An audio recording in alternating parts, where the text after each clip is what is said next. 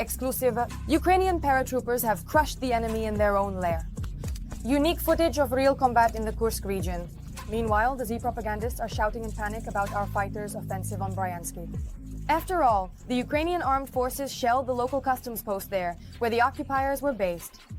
What's happening right now on the territory of the Russian Federation? Watch in the report. Exclusive footage of real combat. Ukrainian paratroopers showed how the offensive took place in the Kursk region.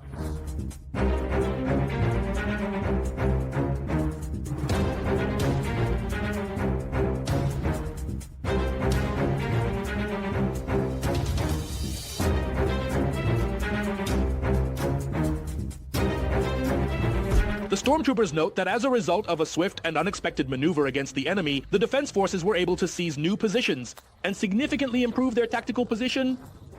According to the information available from open sources, the Ukrainian defense forces have currently taken control of about 100 kilometers of territory in the Kursk region.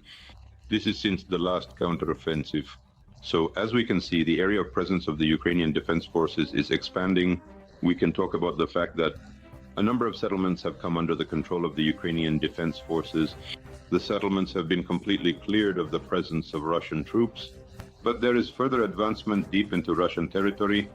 In Russia, of course, everyone is denying it and saying that everything is going according to plan.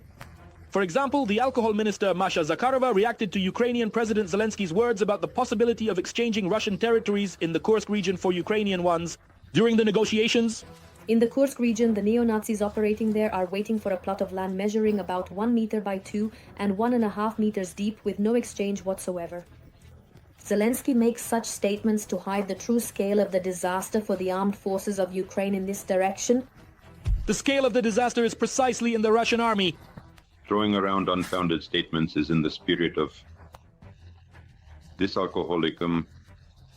But during the last so-called telebridge of the Russian dictator with the citizens of the Russian Federation, when a woman from Kursk asked when the Russian troops would drive the Ukrainian defense forces out of the Kursk region, Putin couldn't answer.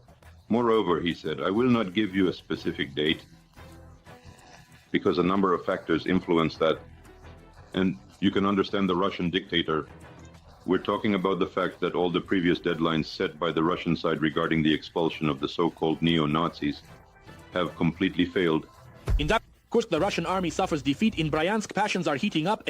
The Russians accuse the Ukrainian armed forces of attacking 2 customs points in the Bryansk region, where Russian military units were based.